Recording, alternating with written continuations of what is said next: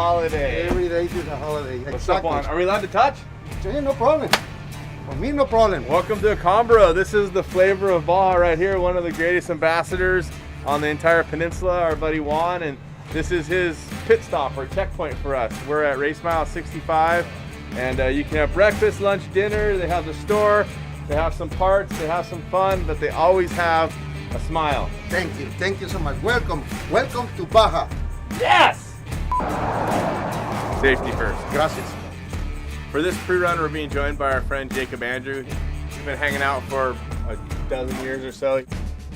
You ready to have some fun? I am more than ready. It's going to be a blast. It's pretty exciting to have two totally capable trucks to go out and look at the entire course. One thing you can always count on Juan for is a big blown up map so you can see the race course. Right here, this is Orapan, and we're at race mile 65, and you can see how vast it is. You know, we're running from the Pacific side to the Sea of Cortez, through the mountains of the San Pedro Martir. It's going to be a tough race, not only because it's the longest loop ever done at the Baja 1000, but also because it's going to go over some terrain that's both tight and tricky, but a lot of different angles, a lot of different things getting thrown at us. So pre-running is key because it's your reconnaissance. You go out, you look, you see, you try to make decisions. It's not pre-racing, so we're not hauling butt all the time. Yeah, we'll slide some corners and have some fun and do some jumps, but for the most part, you're trying to figure out how your racing is going to go based on what you see on the race course. So you got to use your head and take it all in, digest it, then come up with a racing plan from there. The inside of our truck might be a little bit different than others. In some cases, the driver really runs the race, but for us, we're a two-man crew. My navigator, Cody Stewart, has been with me for more than a decade, and we have worked on many different projects together, including winning the 2018 Baja 1000 overall on BF Goodrich tires. Being a navigator these days in off-road racing it's a huge job. I personally have 8-10 jobs when I'm racing in the truck, from manning the radios, manning the set radios, manning the temperatures of the truck, being a psychologist to the driver. We're checking gas mileage, seeing if we can extend our pit stops, things like that. And there's a lot going on for a navigator these days, and you have to be on your game to win races these days in off-road racing. The driver really just holds the steering wheel and pushes the pedals, and the navigator might be the most important part of any race team.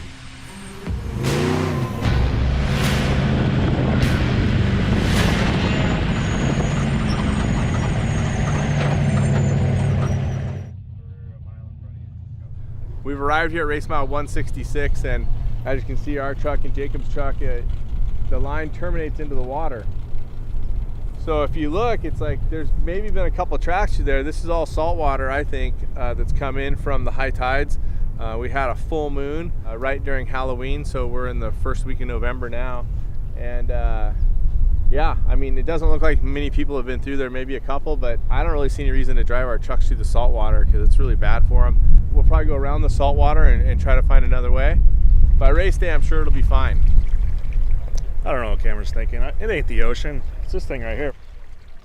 Whatever's in the water is making extra bubbles, so when you get in, it gives the skin a little tingle, and I think that's the culprit. There's a couple other pipes here. It's filling up this area, so we're just gonna get undressed. We're gonna jump in, see how the water feels. It's feeling a little warm, but we're here. We're gonna do it. Here we go.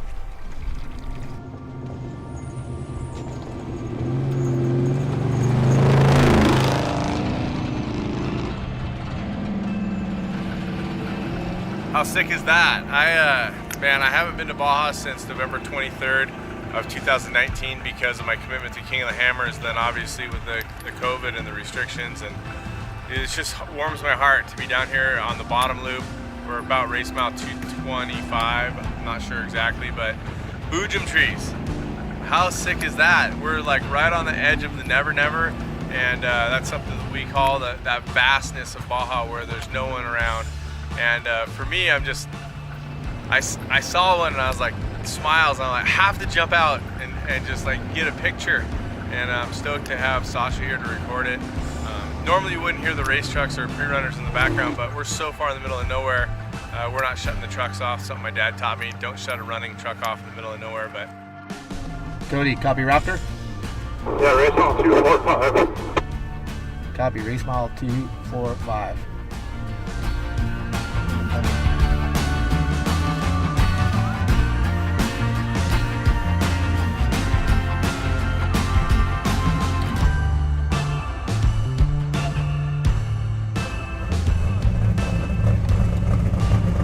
Yeah, another day, ready to pre-run. Just, you know, social distancing, still saying hi to the fans and our friends and stuff, but it's just different, you know, a little bit different style and vibe, but we're super fortunate to be here doing it, be able to share this with you guys. Hope you're having fun. And right now we're at the Santa Maria Hotel in San Quintin and getting set to head up into the mountains, up and over the San Pedro Martir mountain range. And yeah, it's gonna be good. Soil and the dust are trailing behind my boots. Blown by the wind, showed me a piece of my past. The soil and the dust is where we go. 6 feet under, whatever your uniform says. The smell of the dust is sticking onto my clothes. Burns my throat, sent shivers down my spine. The smell of the dust makes us just the same. Blown like the dust, the soil and dust. Ooh, I find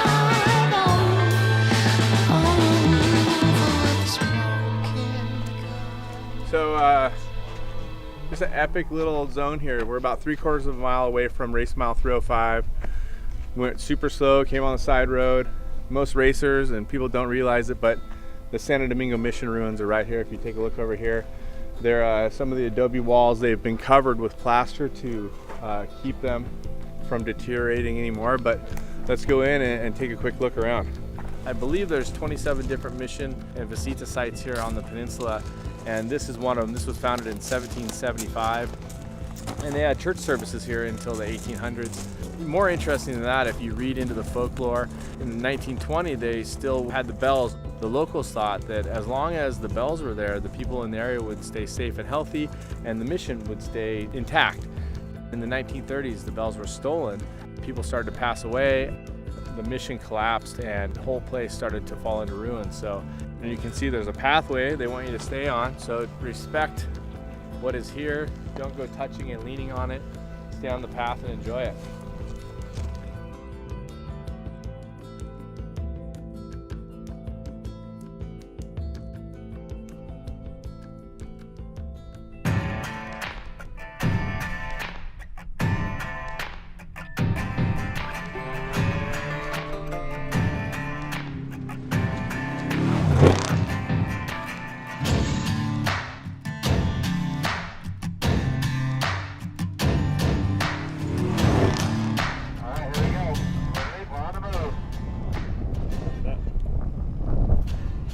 Here we are, race mile 674, BFG Pit 5 for this year's Baja 1000.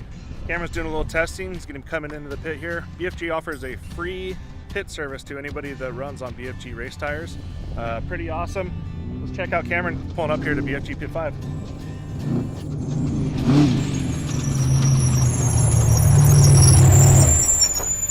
Hurry up, come on! That's pretty much what I'm always thinking inside the car, but you know, the pit's hard to visualize what it's really like come race day here at Pit 5. They have so much infrastructure, lighting, they usually have a medic, they have food, good services, lots of fire extinguisher crew. We also have radio communication and sat communication for with back east, so we can do tracking and tracking where our cars are going to be for people who are going to pit.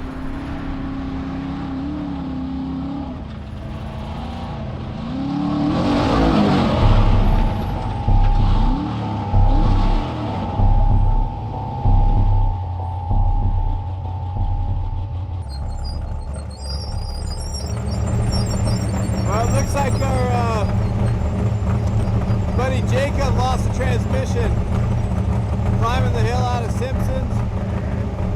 We're at about race mile 312. even try to get them into Baja Trinidad. No fun.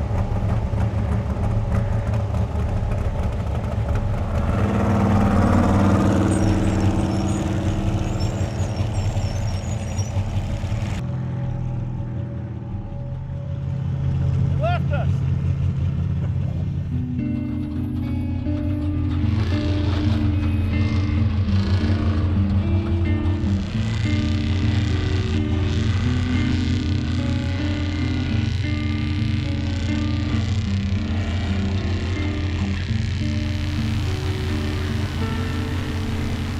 There goes our camera truck. Jacob blew a tranny, which is never a good thing. And we had to be on the rope for the last 30 miles. The good news is we knew our way out of there, so we didn't have to stay right on the race course. We're at race mile 400. We're not doing very good, but that's kind of the story of pre-running, right? We took 2 trucks, well, so we could have a camera, but so we're not by ourselves out there. We had our tow strap. We knew the route to get out. Jacob doesn't have a tow strap on his truck. We just prepped the whole thing, pulled all the panels off, and I forgot to put the tow strap back in. That's my second bad, maybe Strike third 2. bad. So anyway, needless to say, Jacob is buying dinner tonight somewhere, not sure where. Yep, probably the steakhouse. It's a bummer. The magic exploding in living color right there behind me on the Sea of Cortez. One of my favorite things in the world. For me, it reminds me of all the fun I've had as a kid here. It also reminds me of my friends that have passed, specifically my friends that have passed here, Jeff Oxcargola and Pistol Pete, both very close to me. Jeff was like my son, and to not come out and do it would be disrespectful to them. So we're here watching the sunrise. We're gonna go out and get some dirt time. That's the way they'd want us to do it. I came from the mud. There's dirt on my hands. Strong like a tree. There's roots where I stand. Oh, I've been running from the law. Try to catch me howling at the moon.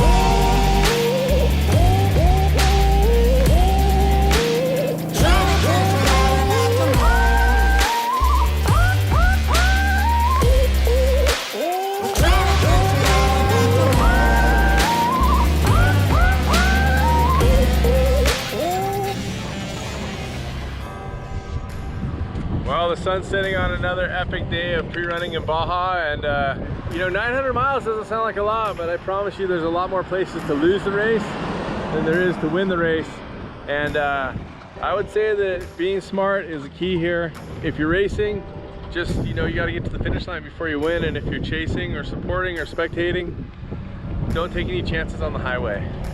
If you mistime something, you just mistimed it. You don't get in a rush. But if you think it's a bad idea, it probably is. My family's been doing this since 70. Myself personally in the race car since 82 with my dad. You can do the math, that's quite a few years. I'm super proud to be doing it. Thanks Score International for another banger of a race course. Thanks to BF Goodrich. They've been doing this for 150 years as a company. They've been supporting off-roaders for as long as really there's been off-road racing, and they're just spectacular people. 150 years in business, and all the wins that they've amassed in Baja is just staggering. So thank you to everybody. Be safe, and like I said, use your head. It's important to use it and keep it.